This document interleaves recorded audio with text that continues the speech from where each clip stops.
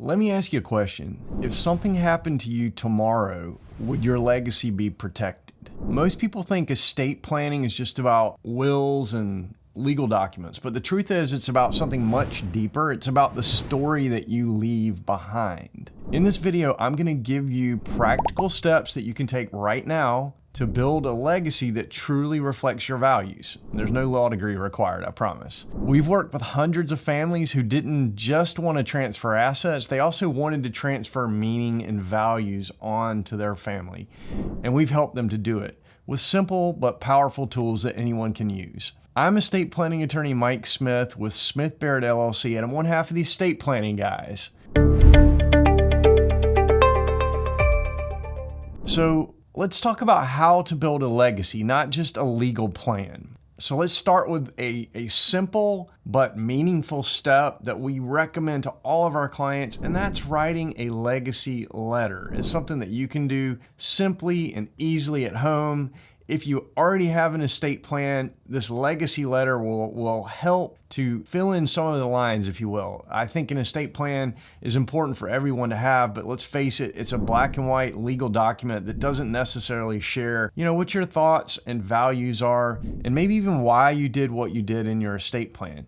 So this legacy letter, it's not a legal document, it's just a letter from your heart to the people that you care about, a chance to share your values, your hopes, and what matters most to you.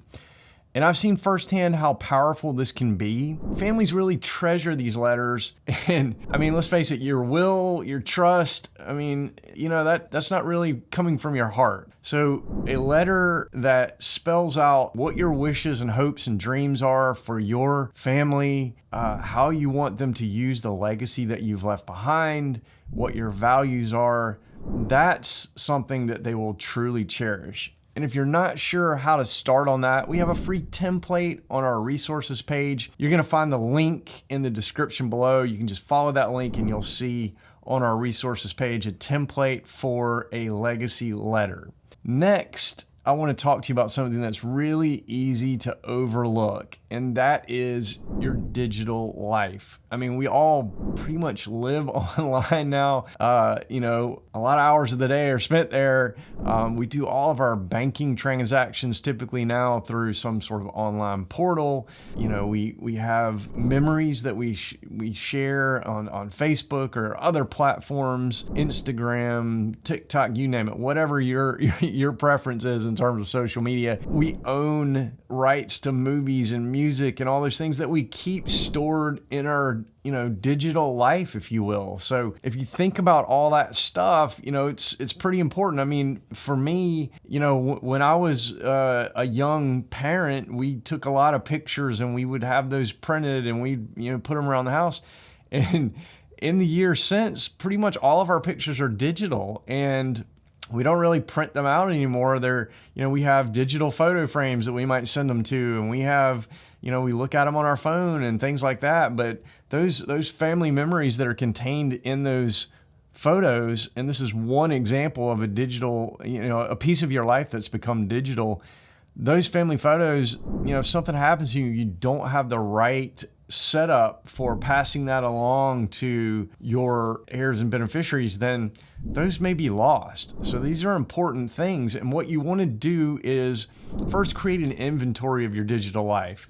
So, it can be as simple as writing things down on a piece of paper, or you might want to use a tool like Google Sheets, for example, and just create a list of all your key accounts and logins, and then include instructions for how to access everything. Now, if you store that information online, obviously you need to be concerned about security. If you're putting your logins and passwords in there, there are ways that you can encrypt and protect that information. That's beyond the scope of this video today, but just keep that in mind. So if you write it down on paper, you maybe store a copy of that in your safe or your safe deposit box. That's easy. You could also use a password manager. I personally use 1Password, really like it, but you could use a password manager, and there are ways that you can store documents, secure documents in that password manager, and you can give your family a way to log into that if something happens to you.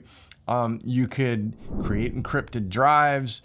There's a great little tool I use called Cryptomator that will allow you to encrypt a cloud storage drive. So you could do that and then give your family the password to that cloud storage drive so that they could access that. So there's a lot of different ways that you could store this information. That's really beyond the scope of this video. I just want you to understand how important it is to keep an inventory of these digital assets that you've accumulated over the years so that your family will have access to them if something happens to you.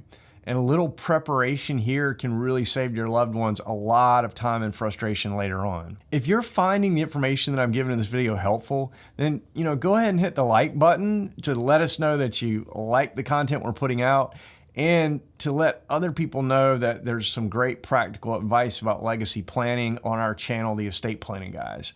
Now, let's talk about the people in your plan. So choosing your executor, your power of attorney, your healthcare proxy, all of those roles in your estate plan, those are really big decisions.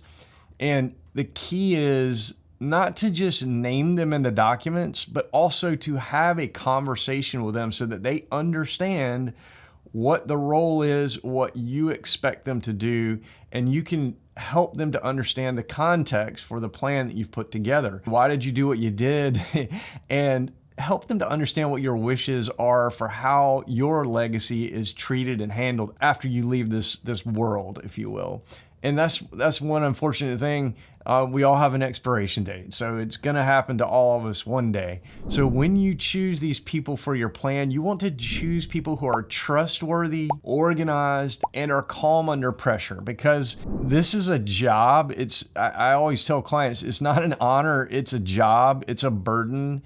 And so you want somebody who's going to be able to deal with the legal and financial aspects of wrapping up your affairs. And when I say calm under pressure, what I mean is that, sometimes there's going to be questions asked. There are going to be requirements. There are going to be loopholes that you need to jump through. And so you want somebody who's going to respond to that with grace and be able to calmly undertake the business of serving in these roles and not get wrapped up in some sort of personal drama. And this is one of the most important conversations you can have. I always encourage clients to talk with the folks that they've chosen for roles in their estate plan and help them to understand, what the expectations are.